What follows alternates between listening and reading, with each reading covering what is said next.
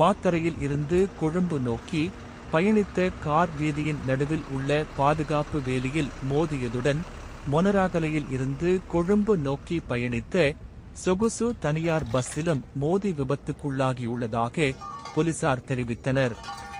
ஹம்பாந்தோட்டை பொது வைத்தியசாலையின் விசேட வைத்தியர் ஒருவரின் மனைவி மற்றும் அவரின் 2 பிள்ளைகள் பயணித்த குறித்த காரே இவ்வாறு தெற்கு அதிவேக நெடுசாலையில் விபத்துக்குள்ளாகியுள்ளது.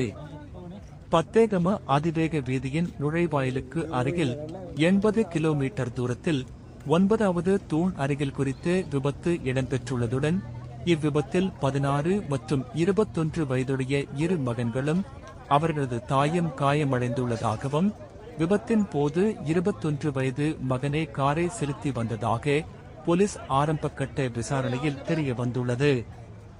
இவ்வாறு வாகனத்தை செலுத்திய 21 வயது சாரதியின் உடல்நிலை மிகவும் கவலைக்கிடமாக உள்ளதாக மருத்துவமனை தகவல்கள் தெரிவித்ததுடன் குறித்த நெடுசாலையில் பயணித்த சிலர் விபத்துக்குள்ளான காரில் சிக்கியவர்களை மீட்டு வைத்தியசாலையில் அனுமதிக்க துரித நடவடிக்கை எடுத்ததாக போலீசார் தெரிவித்தனர்.